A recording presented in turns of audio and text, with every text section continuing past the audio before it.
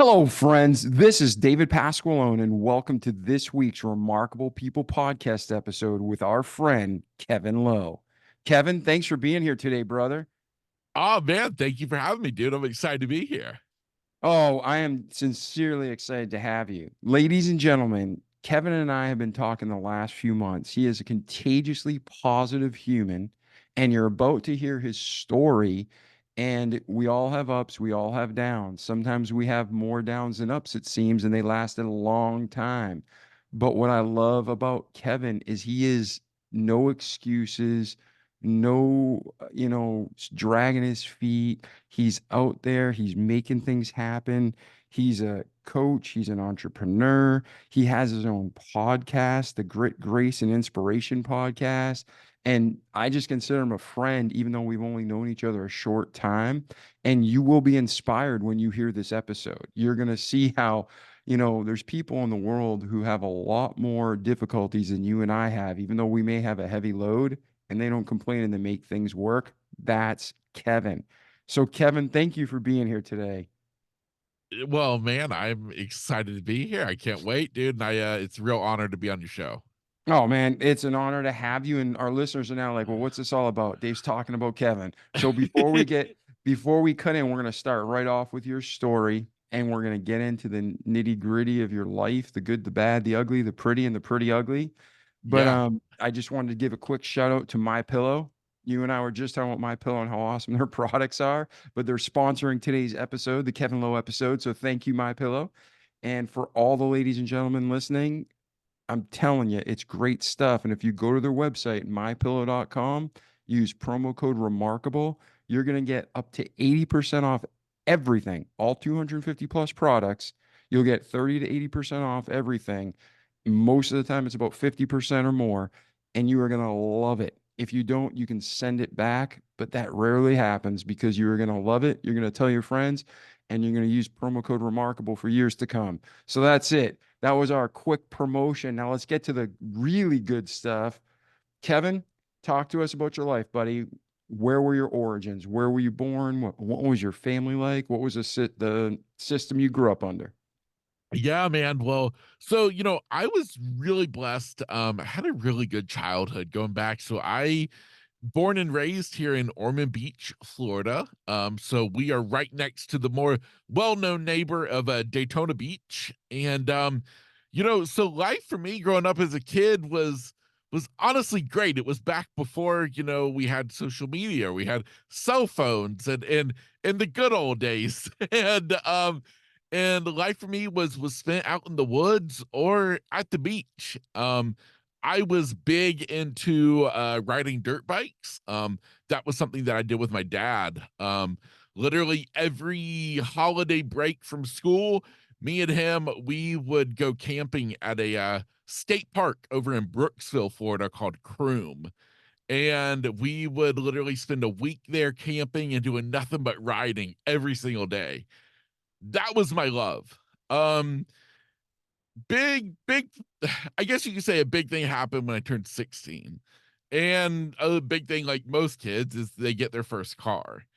For me, it was my dream truck that I literally saw sitting on the side of the highway when me and my mom were headed to Publix to get groceries one day, and I seen it sitting there in this grassy lawn with a for sale sign on the window. Now, at this point, I was only 15, so I had been kind of looking, and baby, there she was.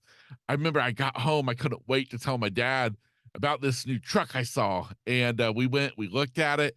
Lo and behold, she would become my sweet 16 birthday present. So that was a 90. Nice. Yeah, it was a 96 Ford F-150 4x4, forest green. It had 8 inches of lift with 38-inch super swampers. Mm. And oh man, it was my baby. Now, And what length bed? Did you have the 8 foot bed or the 6 foot bed? yeah, the 6 foot. It was a short bed. Oh, Yep, short bed. regular Okay, cab. okay. Yep, regular Nice. cab. Yeah. And it was just incredible, man. I loved driving that truck like nobody's business. Always with the windows down, always with the radio blaring. the CB whip antenna whipping in the wind, that was it. And life, at this point, we'll kind of fast forward. I got my truck when I was 16 in my sophomore year. We'll fast forward to my junior year of high school. Started junior year, everything's going amazing. I had honestly finally kind of found that like core group of friends who I actually did stuff with outside of school. And things were just really going good in life. I didn't really have plans for after high school as far as college goes. I was a kid who quite honestly I hated school with a passion. And so going to college, it was something that I feel like I knew I would do, but didn't really know exactly what I wanted to do as a career path. And Yeah, and if you so don't mind me interjecting, I think you and yeah, I are about the same age. We're in our 40s. I'm 47. How old are you? I'm 37. Okay. Oh, okay. So you are a little bit younger. Yeah. So Yeah, when I was, we've never met. I just thought by your experience of and course. well, Yeah. by your experience and poise, I thought you were older. So now I'm even more impressed with you. So, so no, yeah. When I was in high school, it was like almost looked down upon if you didn't go to college. But I Mm. remember thinking, why spend so much money when you don't even know what you want to do? But I think for you, you had a little bit less pressure. How did you feel like if you were going to go to college or not? Was there social pressure to go or not? No, there really wasn't social pressure. I think for myself, like I just figured it would be the next step. Um, I mean, I joked we would go down on a vacation a lot down to the Florida Keys. And I had actually come up with a really great plan in my eyes, is that I was going to utilize my older sister, who's 5 years older, who she was very goal minded. She went to the University of Florida, then would transfer to another local college, get her nursing degree, and all of that. And so my plan was, hey, Tiff, I'm gonna have you support me. I'm gonna live down in the Florida Keys fishing all day, and I'll just look for a check from you once a month in the mailbox to help support my no worries lifestyle. And that was about as far as I had gotten really making any plans. Unfortunately, Tiffany was not game for that plan. But Yeah. yeah. And so probably, but probably thankfully so, or you would have been a lazy bum. Exactly. So I guess in hindsight, when I look back at it, I'm really grateful for the fact that I didn't have this dream. Like there's some kids who they know from the time they're little that they're going to be in the army. I mean, goodness, that was the case with my cousin. And there's other people who in high school who they really have a career path. I didn't, and I'm grateful for it because right after the start of my junior year of high school, as I said, things were going great. But underlying was I was having some medical issues, and I'll put those kind of in quotations because I don't know that we necessarily thought they were medical issues, but they were a couple of things that were concerning to my mom and my nana, my grandmother. And that was I wasn't growing. I had never gone through puberty. I was only 5'3". And the pediatrician, he just kept telling us, don't worry about it. He's just a late bloomer. It's okay. And so finally, though, my mom and my grandmother, they kind of had enough. And they they decided that yes, we have to get him to a different doctor. And so I would go to a new family doctor to Ormond Beach where I live, and left the pediatrician and went to this family doctor. And he took one look at me. He took one look at my chart, and he pulled my mom out the hallway and he said, "Listen," he said, "this isn't right." He said, "I need you to get him to an endocrinologist ASAP." That would be the first domino to fall.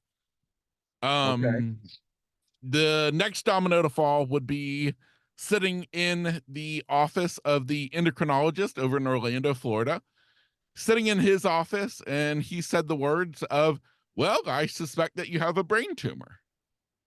Um, that was just like craziness. Had never heard of such a thing and couldn't even believe that to be true. With an MRI scheduled, my mom would get the call on a Friday evening. She was, I think, headed to meet me and my stepdad and stepbrother down at our boat. We were going to take our boat up the intercoastal waterway up to St. Augustine, Florida, one of my favorite trips. We would stay at a marina at the base of the Bridge of Lions. It was just awesome. And unbeknownst to me is that my mom had got a call on her way to meet us, and it was from the endocrinologist, and he let her know that he had the office for the leading pediatric neurosurgeon on the line, that the results came back from the MRI, and it was actually worse than he ever expected. I had a plum-sized, non-cancerous brain tumor, um, basically right in the center of my head. So it had completely encased my pituitary gland.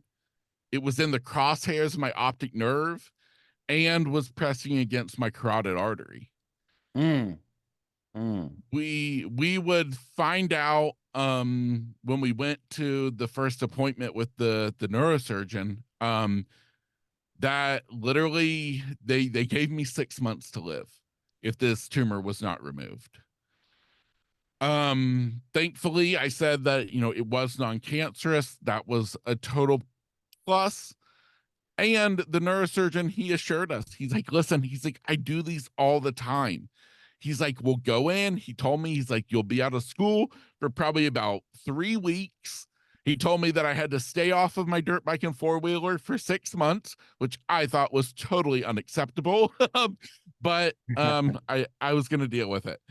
So that was it. Now, back up a little bit, to talking about us going up to St. Augustine, my mom ultimately decided to wait to tell me till we actually got up to the marina. And my mom says that I was sitting down in the cabin of the boat and I was flipping through a dirt bike magazine, and she walks down and sat across from me in the little booth of our boat. And that's when she told me the news. And from that point forward, the next few minutes are really just like snapshots in my memory of me just jumping out of the boat as fast as I could, running up the dock, all the way up the stairs to the top of the marina, and then standing there with my arms folded on the railing, looking out at the marina, just lost. I mean, I never thought it would be something like a brain tumor. I mean, nobody ever thinks that it's going to be something tragic, something major like that. And I didn't even realize the severity of the situation. Just knowing a brain tumor was scary enough. Mhm. Um and so that was how I found out. Um Everything happened really quick. Like I said, we got that appointment with the pediatric neurosurgeon, and in his office that day, when he was telling us about the surgery, how it would all work, he had to go over all the possible risks involved with the surgery, which is ridiculous. And I always say it's like, oh, we got like such and such percentage, we're going to cut off your arm even though we're messing with your head. Well, at the Yeah, end and of you the and I, ladies and gentlemen, just so you know, Kevin and I don't normally talk to guests off camera because I want our conversations like this to be totally organic and we're all in a room together just as friends. But Kevin and I have talked extensively about this because we had a lot of overlap and similarities in our life. So, Kevin, you're doing an amazing job explaining it. And yeah. ladies and gentlemen, again, once you see where he's been, it's not how we start life, it's how we finish. It's going to be super inspiring and it's going to give us no excuse not to keep going and work even harder in a good way. So, Kevin, keep on going, man. I just want to throw that in there. So, if you're hearing me laugh, I'm not laughing at Kevin, I'm laughing at the commonality in our stories. Yeah, absolutely, absolutely. So we get done with that appointment. The surgery date is set, and now at the time, I'm a guy with a sense of humor, and so I immediately named my tumor. I named my tumor Bob the tumor, and Nice. and so me and my family, we had a going away Bob party. And so literally all the family friends got together before surgery and stuff and had a big, huge party at my aunt and uncle's house. And because, as scary as it was, we also finally found the answer to all these questions of why I had migraine headaches every day of my life, why I wasn't growing, why I drank more than any human possible. I literally would drink and drink and drink. And that was because all of what the tumor was doing to my pituitary gland, where it crashed like my thirst hormone. And I had all these things. And so it was finally an answer to all of that. Plus, I got to drop out of trigonometry, and, which was like another like total bonus. And so everything was great. And that was the exact mindset going into surgery on the morning of October 28th, 2003. Doctor shows up. I had checked into the hospital the day before. All my family was there by that night. Everybody was piled into my hospital room. We had gotten Outback Steakhouse takeout is what I wanted for dinner that night. Um, and it was great. My whole family was there, both my mom's side of the family and my dad's side of the family. And my mom and dad, they divorced when I was little, only in like second grade. And yet when things matter, there's as if there's no separation in our family. And this was one of those situations. The morning happens, the morning comes, the doctor walks in. My mom says I crack a joke of, I hope you ate your Wheaties. And he's, ready to go. And I remember being wheeled in the bed to the operating room. And I remember my mom and dad walked with me, and they had to say goodbye right as I went through the double doors into the OR. And man, if I knew then what I know now, I don't think I could have stopped staring at their faces, because everything changed once I went into the operating room.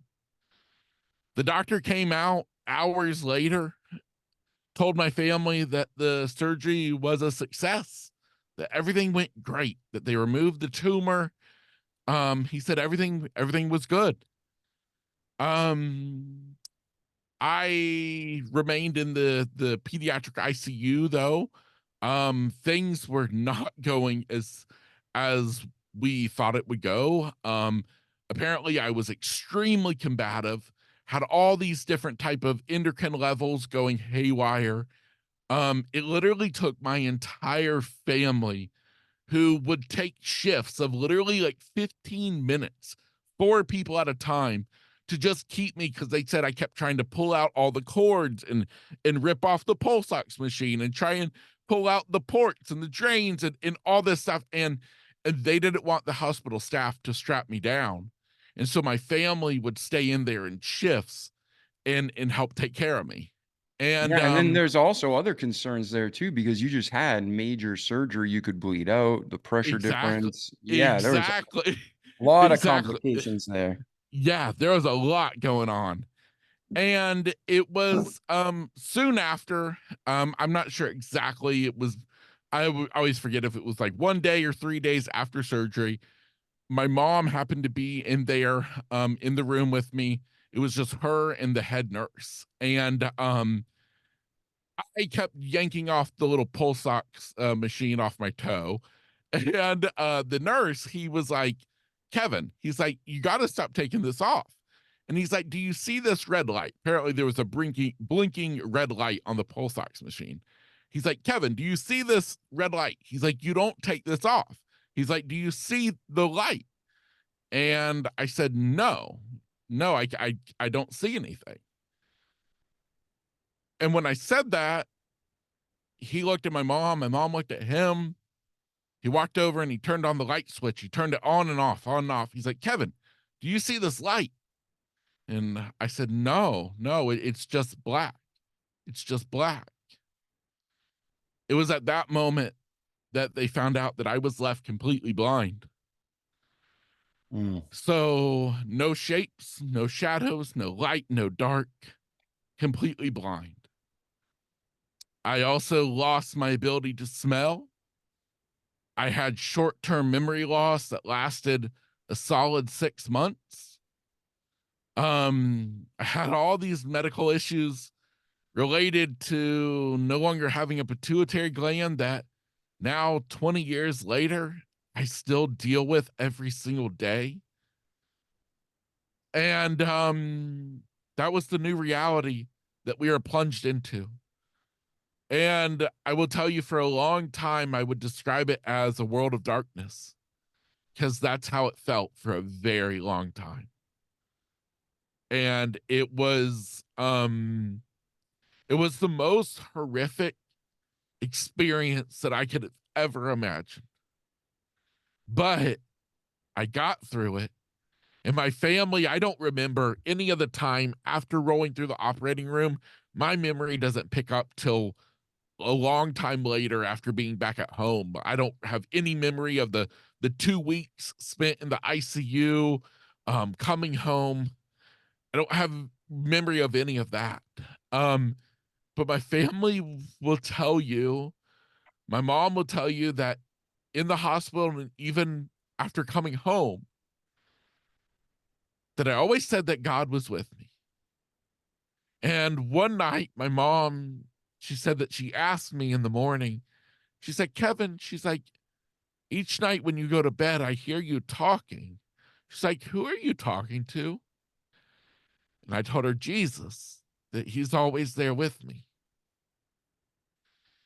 And to this day, when anybody ever asks how I've done it, I say I've only done it through two things.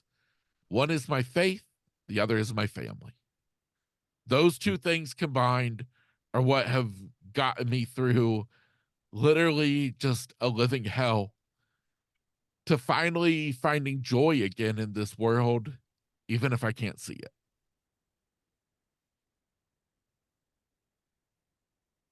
Man. Now, when you're at any age and you lose your sight and you have that kind of trauma, it's absolutely normal to lose memory, right? Yes. And you were there, and in the moment you were conscious and you had your faith and you had your family and you had Jesus, and you can have peace and joy. Yes. But the day to day can still be a trial. Talk Yeah. us through from those moments where you woke up and, and you're realizing, wow, this is real. I am now blind. And how did you acclimate and work us through the process to where you are today, the man, Kevin? Yeah. Um, the first part I would say is what I call going through the motions. Um, every night when I went to bed, I would beg, I would cry at God, asking Him to let me see when I woke up the next morning. I literally would just sob in my pillow every single night, begging Him to just take away it, let me wake up in the morning and let me see again. And yet, every single morning, I'd wake up and I'd open my eyes and I'd see the same thing that I did when they were closed. And yet, I still would get up. I would still be laughing and smiling and helping my family get through it as much as I was getting through it. I had so many health issues apart from being blind that it was just literally survival mode for a long time of just literally balancing out all these new medications that I've got to start taking. Um, my mom would drop me off at my nana's house every morning, kind of like felt like back when I was a little kid. Um, I never returned to school the rest of my junior year of high school. Every day, like I said, my mom would go to work, she'd drop me off at Nana's, and I spent the day with Nana. And Nana would do her best. She was incredible of helping me to keep me active, to keep me engaged, because I would sleep a lot. And they at one point were trying to get it where I wasn't sleeping so much. And so she would try her best to try and keep me engaged, and she always tried to keep me laughing. And eventually we would get to a point where I had a um, small group, three different teachers through a program called Hospital Homebound, who they would come to my nana's house each day during the week.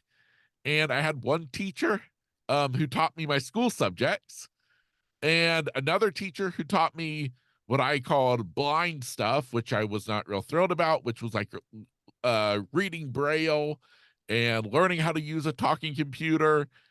And then the third teacher taught me mobility skills, how to use a white cane to get around.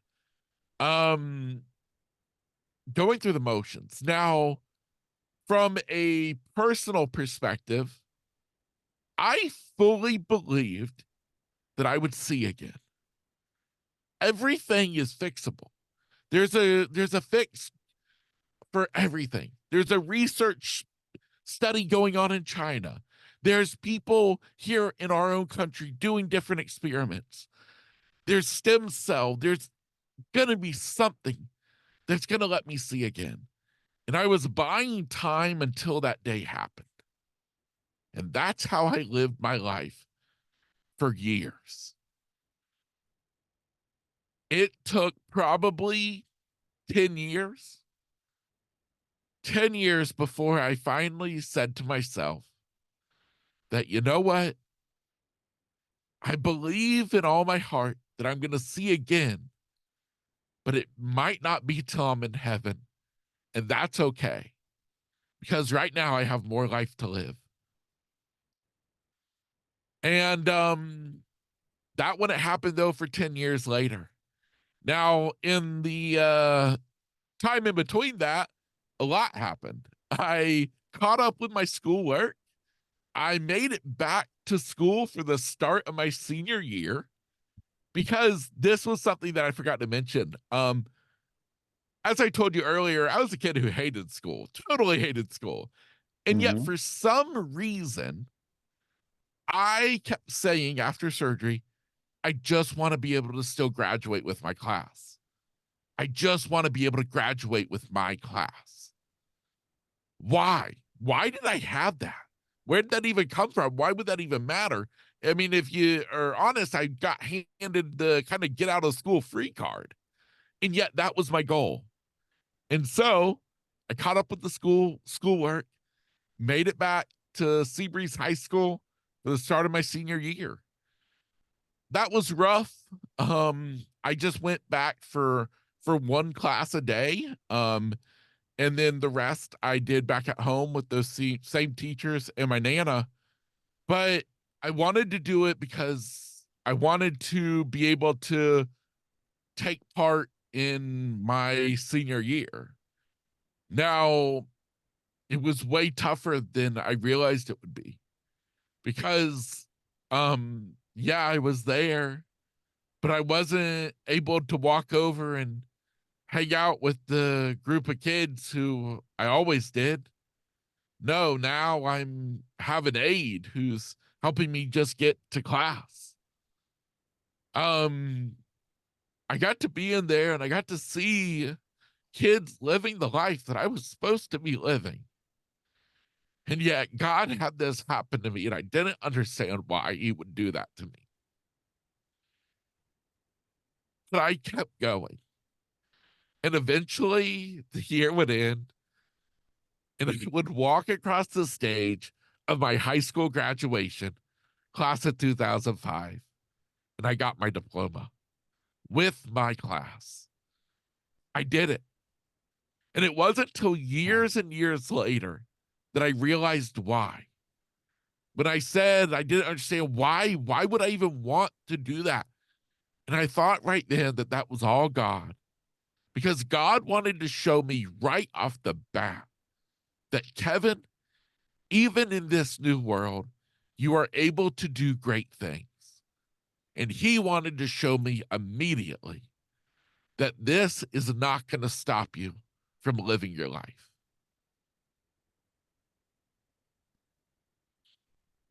Amen. And how old were you when you had that moment again?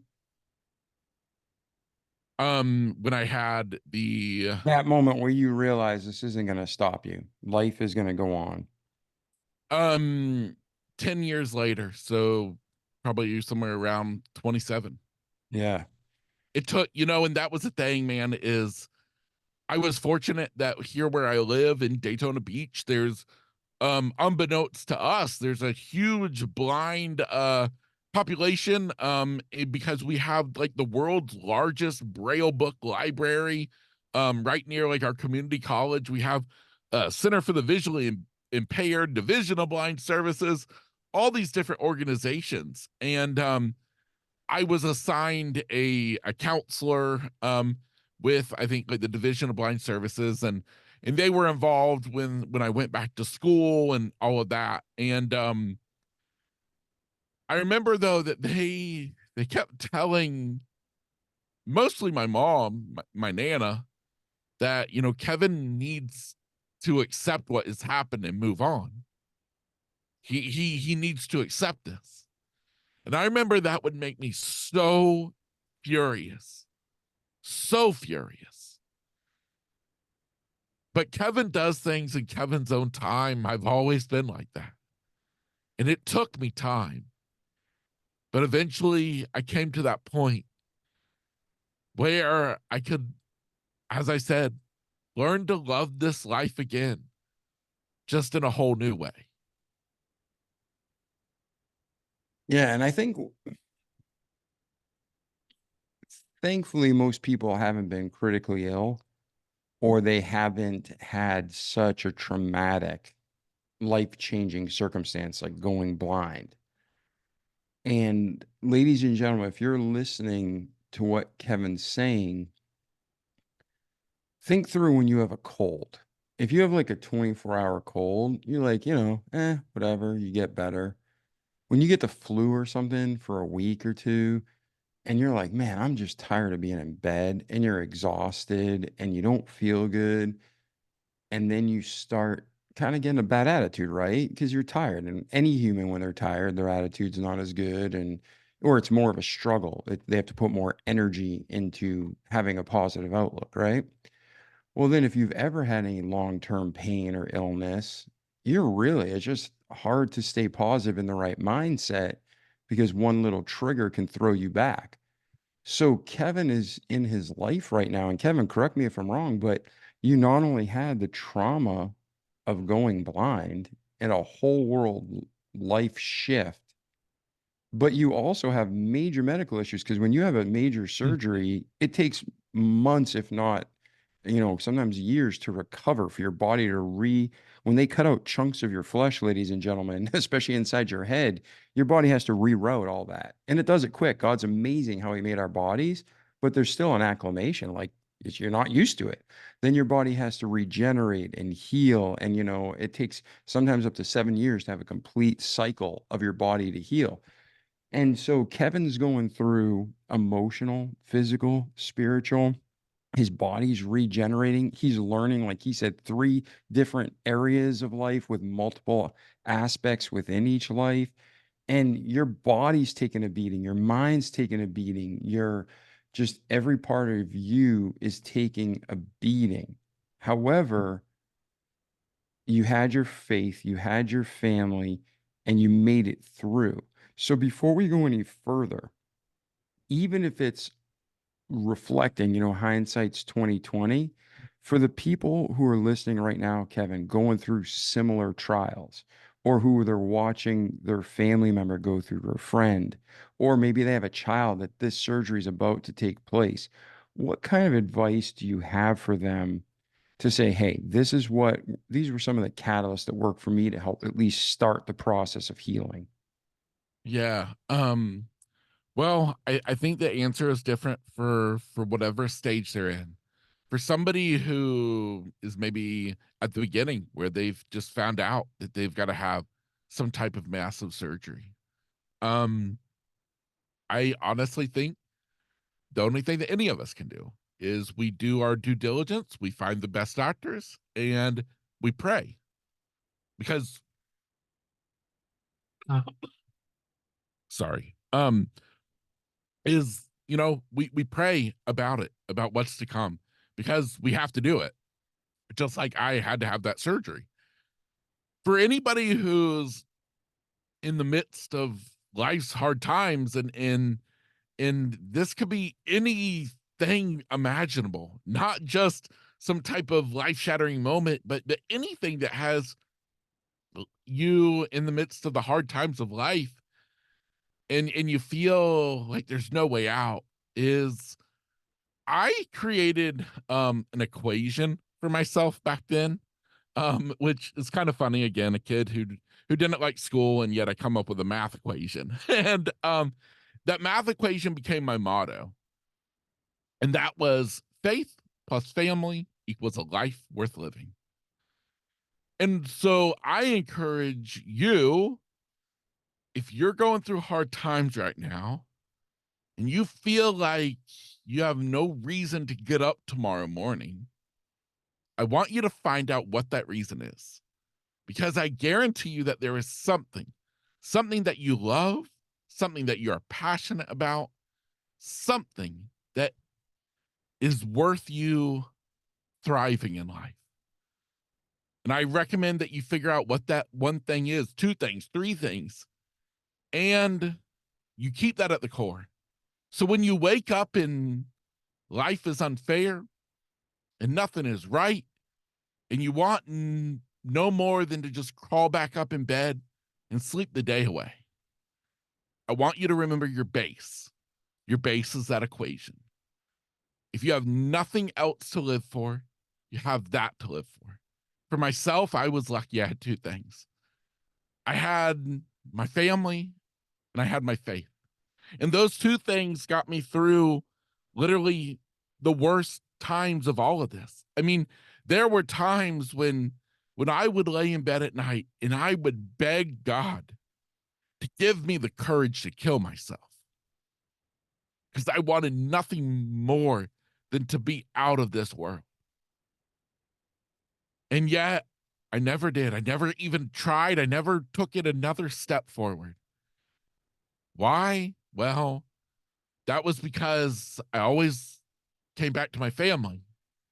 And I thought, if I do that, what is that going to do to my mom? What is that going to do to my sister, my dad, my grandparents? Maybe I'm out of the misery, but I made it even worse for them. And so it was through my faith and because of my family that I kept going.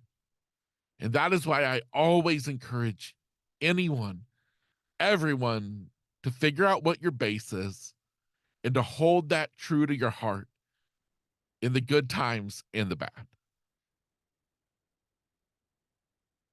Amen. So let's continue with your story now. So you're getting training, obviously a major life switch. You're starting to see that, okay, I have a purpose, and I may not even be clear on exactly what it is, but God's not vindictive. He loves me. He didn't cause pain, He doesn't cause sin, but He's allowing this to happen because there's a good reason. So, where does your life go from there, Kevin? Take us from there to today. Yeah, absolutely. So it really picks up with something that I called at the time blind daycare. And they called it a job readiness program. I called it blind daycare. because I would go to one of our Center for the Visually Impaired. They had a job readiness program. And this was, oh my goodness, let's say probably about um, 8 years after going blind. So it'd been a good little bit. I had been going to different classes at the blind center, getting help on different stuff. But this was the first thing to really maybe propel me forward. And so it was a 3 month long program that was designed to help you really kind of get into a profession. And so when they asked me, what areas I was interested in, I said travel and radio. And so at the end of this program, they set me up with an internship at a local travel agency and at a local AM radio station. Nice. Yeah. And so I loved working in the radio station like nobody's business. I worked on the morning drive. So my grandfather, my papa actually worked right near the radio station. And so he would pick me up from my house super early in the morning. I had to be there by 6 a.m. And so he'd pick me up and drop me off at the radio station 3 mornings a week, and I would be in the studio with the guys and just being part of the show, talking about local issues and all of that from 6 o'clock to 9 o'clock. I loved it, dude. I loved it. At the travel agency, I loved it also. Amazing couple who owned this small travel agency, and I got to learn about the industry. I got to understand what it was like to be a travel agent. And the reason I did that, I'll explain, is travel was something that I loved doing all growing up. And I was blessed to get to see all corners of this world. But I realized after going blind that I love to travel even more, because when you're blind, I mean, you can only get so much enjoyment of listening to a travel show on the TV. You want to be there. And so I realized the power of it. Lo and behold, we'll fast forward to January 2013. And that was me opening my own home-based travel agency called Better Days Travel. Unfortunately, both of those internships didn't go anywhere once they were over with. And so I kind of felt like I was back at, square zero. And that's when my sister, doing some research, found the idea of me becoming a home-based travel agent. And that's when I started that. I opened my own company. As I said, it was called Better Days Travel. And that was really powerful for me because it was something that gave me purpose. It was something that I was excited about. I got to build a brand. I got to build a company. I got to learn how to be a travel agent, and I had a reason to keep focused, to get up every morning, excited, and keep moving forward. And so I had my own travel agency that I did up until 2020, and it was great. In 2020 was going to be my best year ever. Um I had oh my goodness, I even did a full cruise cuz 2020 was going to be my 17th anniversary of when I went blind. Now, for myself, being Mr. Positive, I thought, well, how cool is that? 17 years sighted, 17 years blind. That sounds like a reason for a cruise. And so I set up Nice. a I set up a big cruise for me and my whole family. And then, literally it was going to be my best year ever as a travel agent. And then 2020 happened, March came, and it all disappeared. And literally inside of a week, every trip canceled, and I was just done. Um Now I'll back up real quick because one important part of my story is happened in 2017. And that was I learned about the skill of echolocation. Now, up until 2017, learning about echolocation, I only learned to get around with the use of my cane. I only could see what my cane could touch or what my hands touch. Well, I learned about this guy named Brian Bushway, who at the time worked for an organization where they would travel around the world teaching blind people how to use echolocation, how to see through echolocation. Lo and behold, long story short, I would find myself traveling out to Los Angeles, California with my mom and sister the summer of 2017 to train one on one with the guy Brian on developing this skill of echolocation, the same thing that bats or dolphins do. A lot of people thought it was crazy, totally skeptical, thought I was totally getting rooked on this whole thing. But dude, it was life changing. I spent each day working with Brian just at his home or at our Airbnb apartment or just out in the neighborhood. And I was developing a clicking technique where you do a little snapping noise with your tongue against the roof of your mouth. And by day 3, I had retrained my brain's visual cortex to now see through sound. Because That's amazing. inside of the Airbnb apartment, I'm working. My mom and sister, they would go out every day doing tourist stuff while I'm training. Me and Brian were working in the apartment, and up until this day, I'm not getting nothing. I can barely make the clicking noise. He's telling me I should be seeing stuff that I don't see. It was very frustrating. Day 3, though, it all came together. All of a sudden, doing an exercise, I could see the wall. Literally, all of a sudden, from a world that was nothing but blackness, I see this fuzzy gray that's the wall. And I could walk up to it doing my little clicking technique. And I could walk right up to the wall and stop without running into it. I then Hmm. turned, walked down the wall, and all of a sudden I see this dark, deep opening. Well, that was the doorway leading into the kitchen.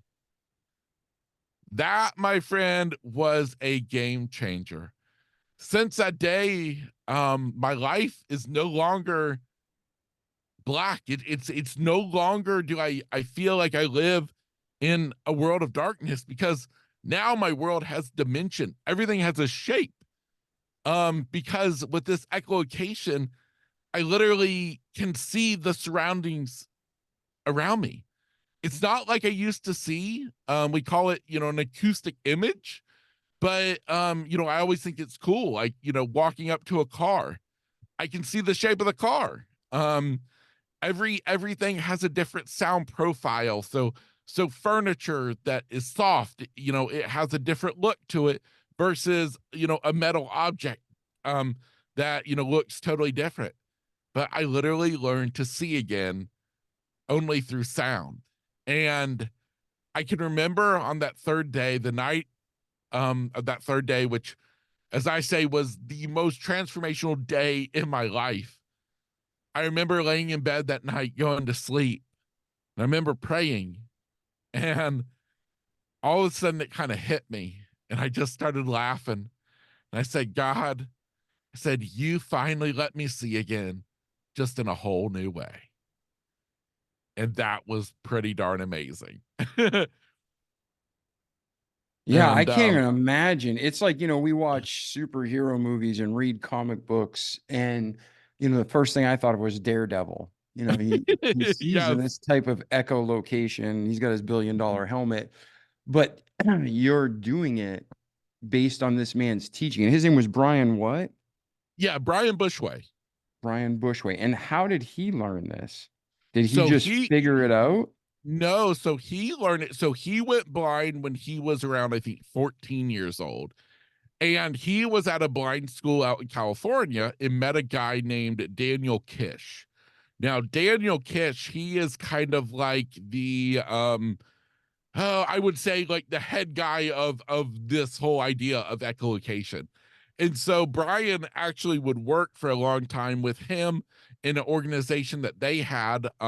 Brian's no longer a part of the organization. He went and is done doing different things. But they would literally travel all over the world and teach groups of blind people how to use this technique. And it's fascinating. And what's crazy about it is that the blind centers around where I live, and in most of them that I'm aware of, they do not teach this technique. Most of them, when you mention it, they almost act like it's a scam. And I I remember when I finally had it happen, I remember honestly being really upset because I thought to myself, I just spent 14 years at all these blind centers, at these blind schools, going to different blind conventions. Nobody ever once told me about this. Why aren't we teaching more people how to do this? And it's just, it literally is a game changer. Let me ask you a question then. So, there's certain things that 10 people could try it and not everybody's going to get it because they don't stick with it. Or maybe it's just not in their ability range.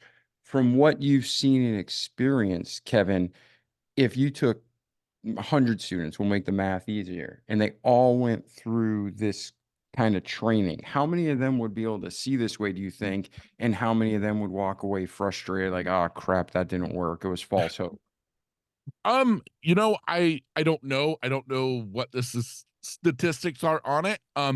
But I do know that, I've heard people talk about it, others, and they'll say that typically, and ironically, that's how long it took for me, was 3 days. And they even say that if that they could train somebody who's sighted, if you put on a blindfold, and we're completely, blindfolded, 3 days after this training, you'd be able to learn how to do it too.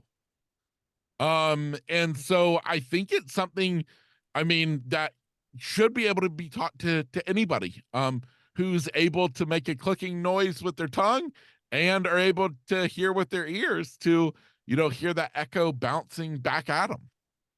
So yeah, it is incredible. Now, have you had anyone that you met that you recommended and they've been able to pick up the same ability? No, I haven't ever even had that opportunity. I just didn't know with your circles and with what you do, if you ran into any other people who were blind that you could refer them and to see how they turned out. So that, Exactly. Yeah. yeah, well, Yeah. maybe somebody listening to this will be able to connect. Now, is it something that's in person only? Are there online courses to teach it? How does that work? Like, do you teach this now to other people? I no, I don't. I'm not definitely not an instructor in it. I honestly don't know who would teach it. I would recommend, if anybody is listening and they're interested, to, definitely reach out to me, and I will be able to figure out through my friend Brian. Me and him become really good friends, and who I could recommend them, to go to. Yeah, Absolutely. yeah, and also if you send it to us, this episode's evergreen. So whether it's tomorrow or whether it's next year, if people are listening, as soon as you get the information, I'll put in the show notes, Kevin, so people can just click on the show notes and go. So that Yeah, way perfect. they can get going. So okay, so now you meet this guy and you're becoming the daredevil, right? Yes, And you're like literally now seeing through sonar in a yes, way which most humans would say isn't even possible. exactly. Where does your life go from there? It's a new world, right? It is, it is. It it gave me so much more confidence. I mean, I still use a cane, um, but I now have this, is we like to describe it, is it's another tool in my toolbox to make this sighted world a little bit easier for me to navigate. And I mean, it's as simple as, I'll give you a totally just normal application. I go out in my driveway to get the garbage can after the garbage men came. Used to, I'd walk down the driveway and I'd use my cane, swinging the cane around till I hit the garbage can. Now I walk down the driveway, and with a couple of clicks, I see the garbage can and I walk over and I grab it. And so yeah, it's amazing. So definite life changer.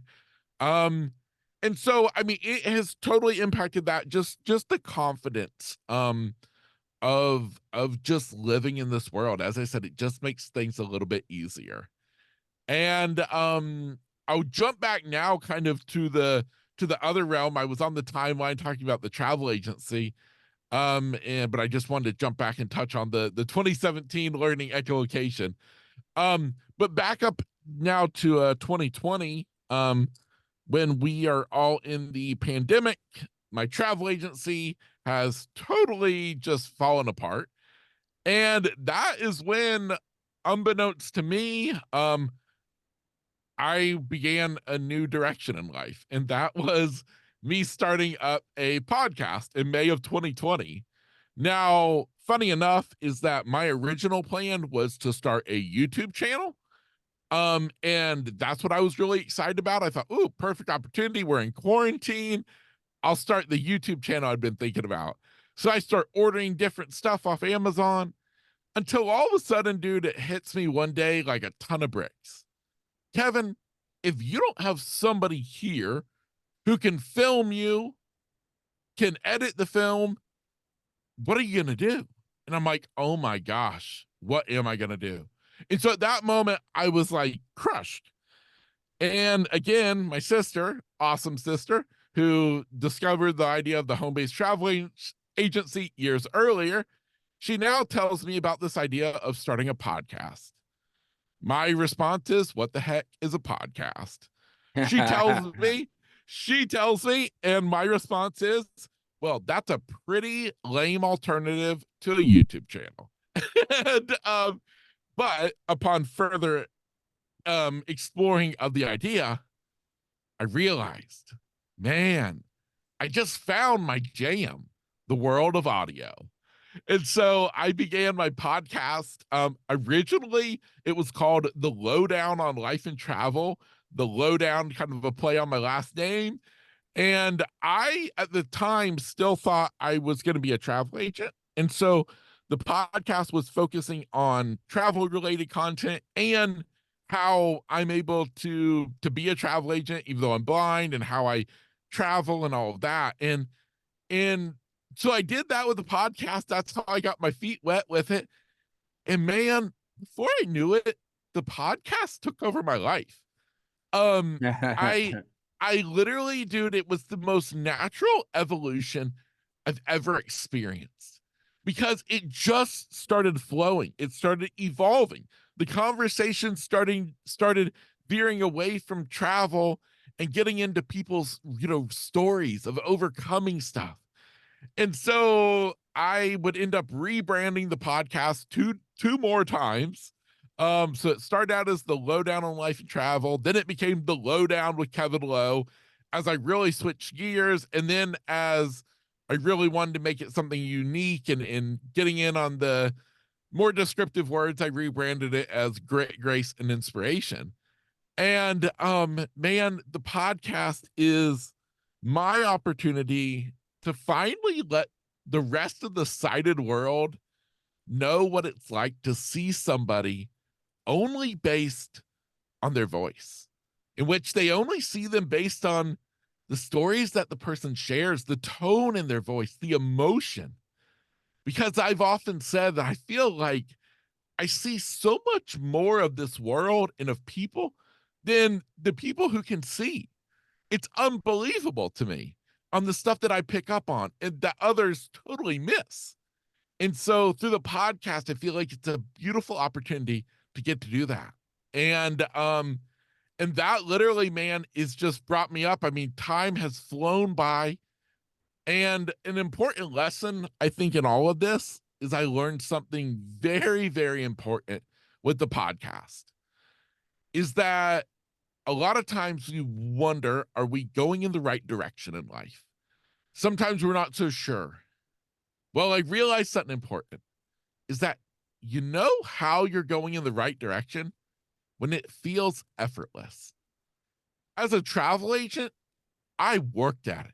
I enjoyed it, but baby, I worked at it. I constantly paddled my boat along. When I started in the podcast, it was like I started floating on my back and floating on down the stream. And I realized then that I don't know where this river is taking me, but I know it feels right.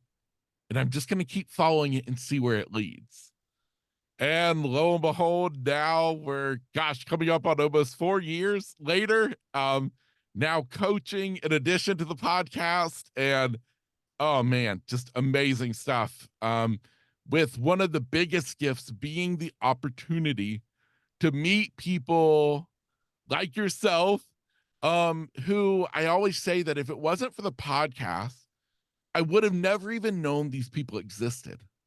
And yet now I get to sit down with somebody and just talk with them and to hear their story and get to know people and from all over the world. And I think, how awesome is that? Yeah, I couldn't agree with you more. And it's, man, so one thing I'm thinking as a podcaster, I laughed right off the bat because you said, "What's a podcast?" That was what happened to me 4 years. It's like God's telling me to start a interview people. I'm like, interview people? I don't ever interview anybody. I've never interviewed anybody in my life. And it's like, start a podcast. I'm like, what's a podcast, right? But there are so many steps and there's so much work involved in podcasting. And I do it with conventional sight.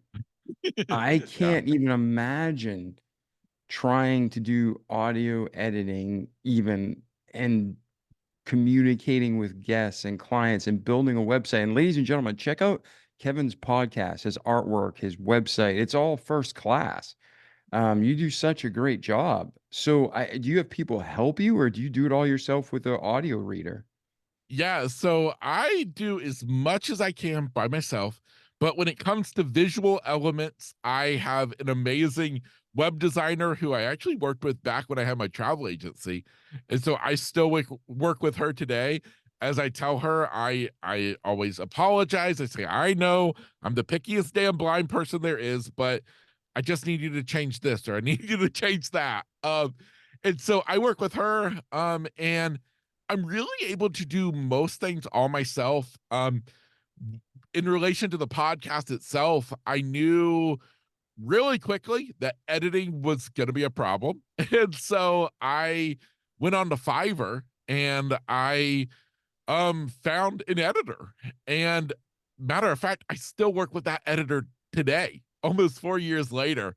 And so she, is somebody who is just amazing. We've built an amazing partnership together where I can, record my stuff and then send it to her to edit. But technology is amazing. And even since I went blind, the advancements in assistive technology are incredible. So I have my normal laptop computer, but I have a program called JAWS installed on it. And they call it a screen reader. And so basically, I can do everything on the computer that anybody else can do. But instead of using the mouse, I'm just using keystroke commands. And as I'm typing or doing these keystroke commands, this program is talking. And so I'm navigating it to read different elements of the web page, or as I'm typing in a Word document, it's telling the letters and the words that I'm typing. And I can go back and read stuff. It's an incredible software program that literally has made all of this possible. Man, so we're living in a day and time where the technology's there.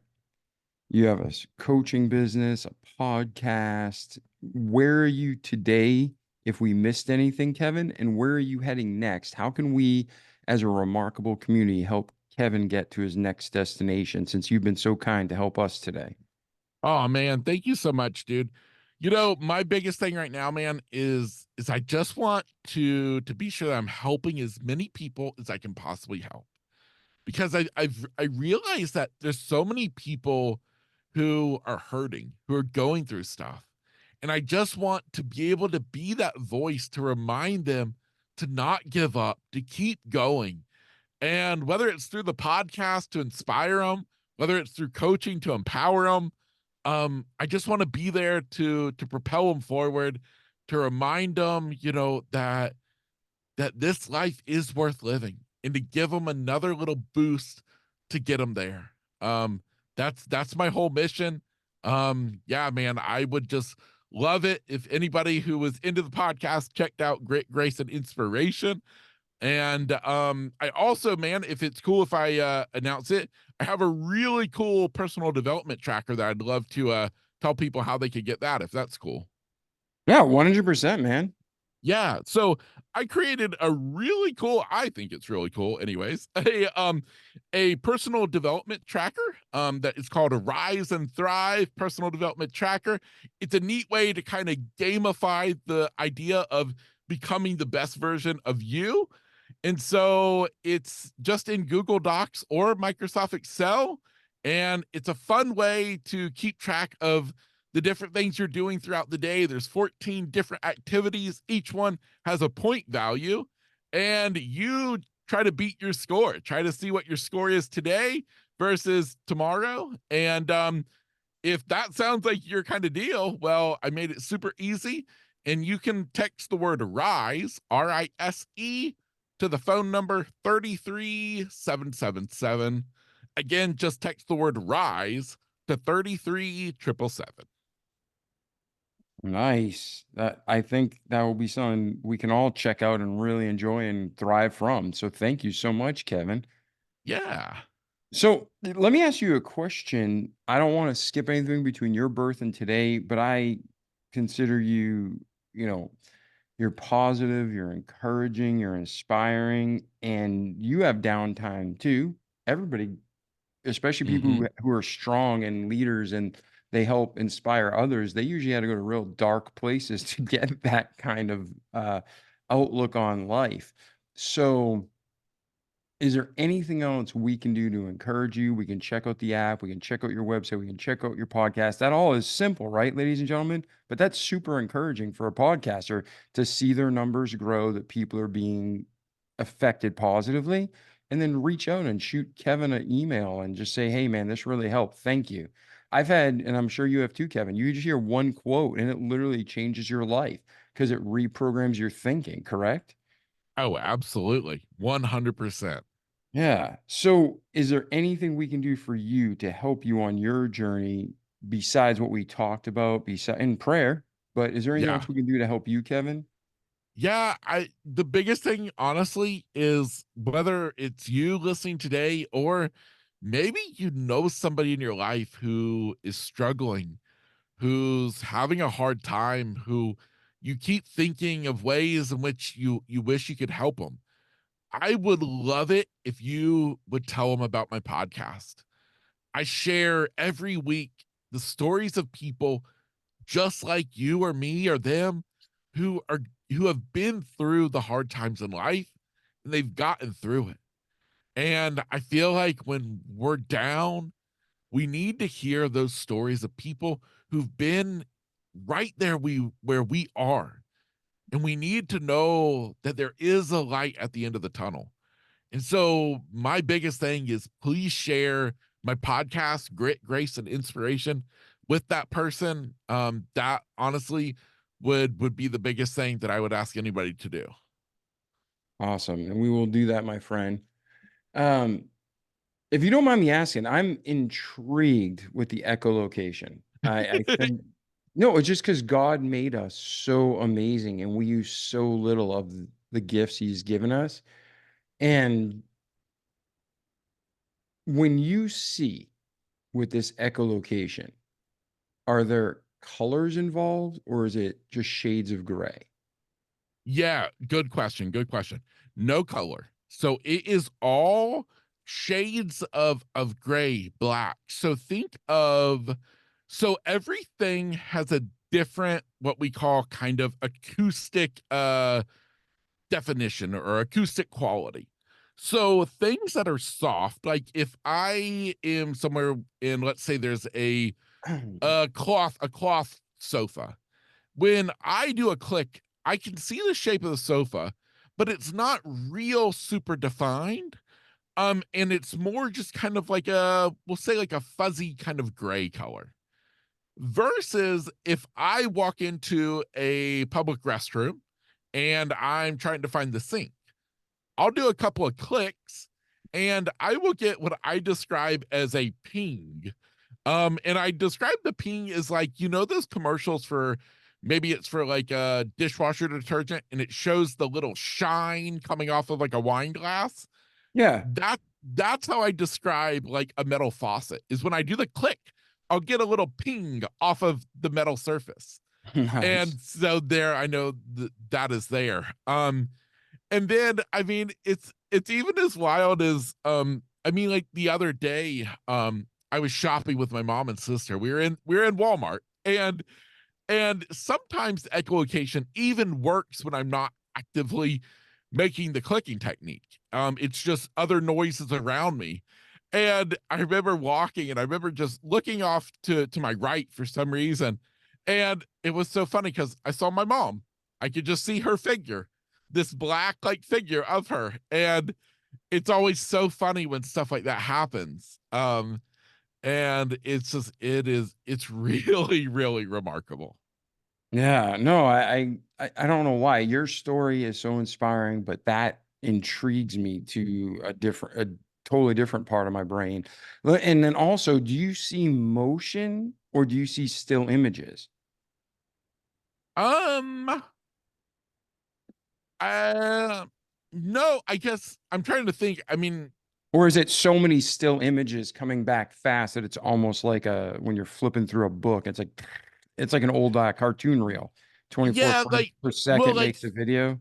yeah, well, I mean, like, for example, like, I'm not gonna see through echolocation like a baseball being thrown through the air, or even like a car, driving by.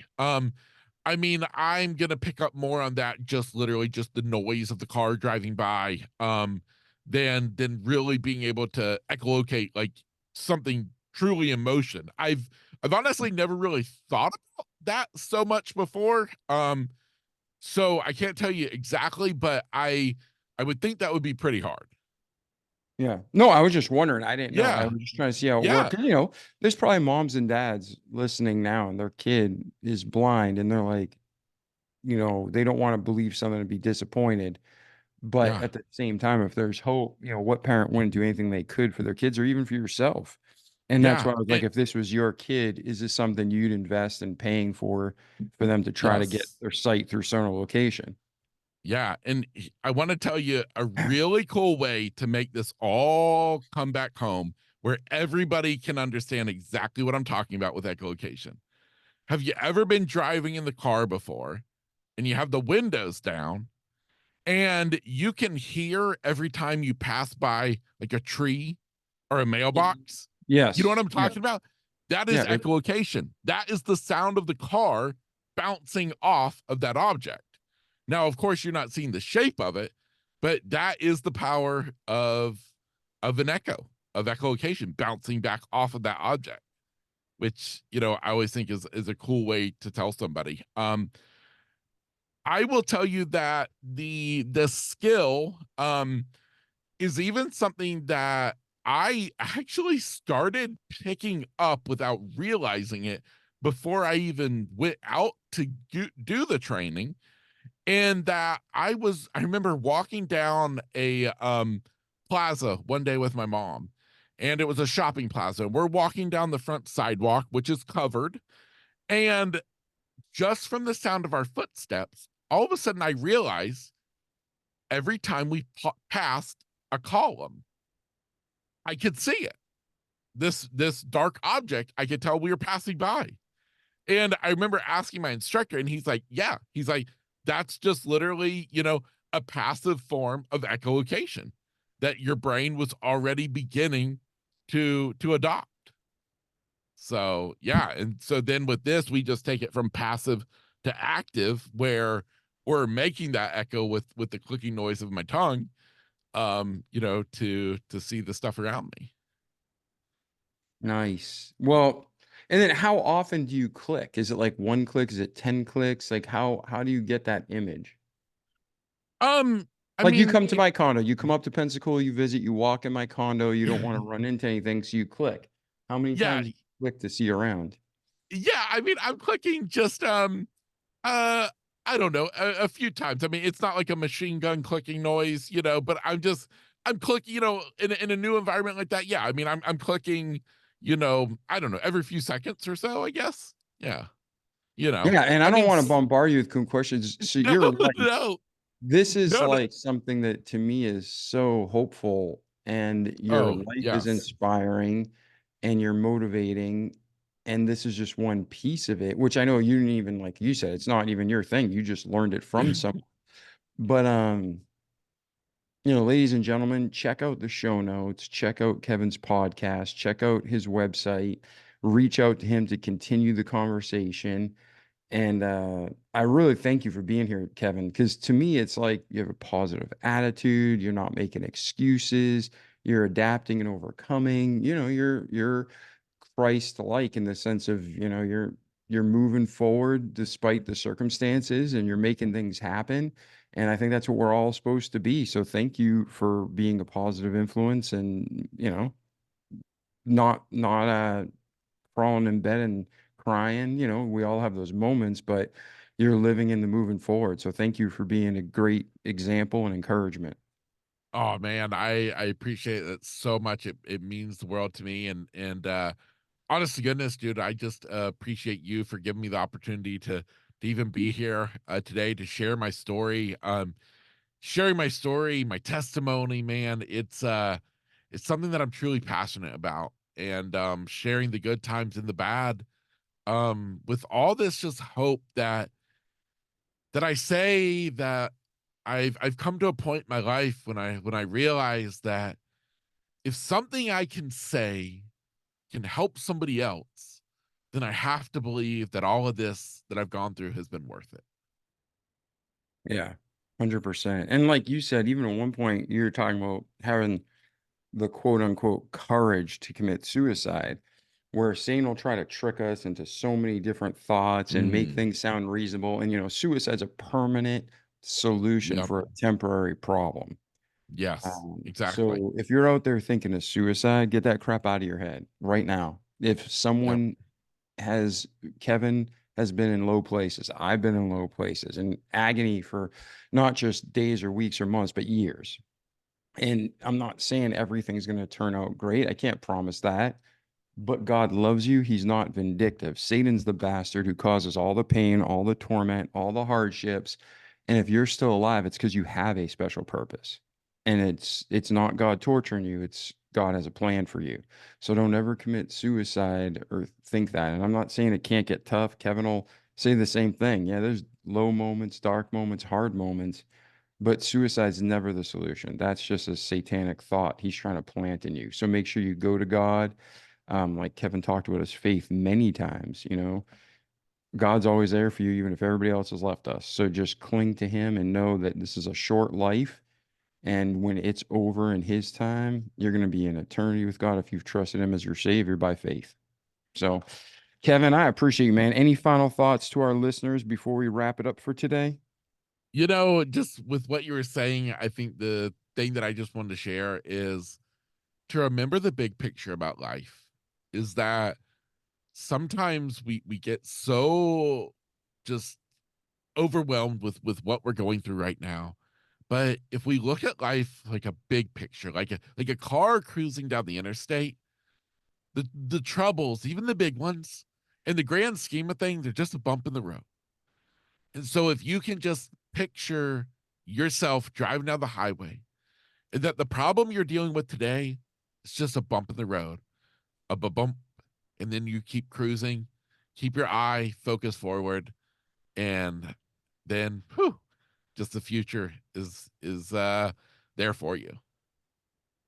Yeah, I think that's a great thing. It seems like forever, but it's really just a quick bump in the road, and you have a cross country trip, and that's just one split second, right?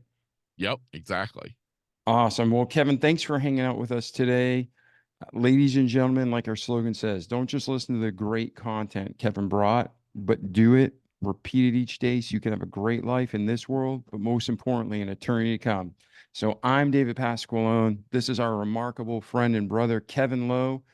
Kevin, thank you again for being here. And ladies and gentlemen, we'll see you in the next episode. Ciao.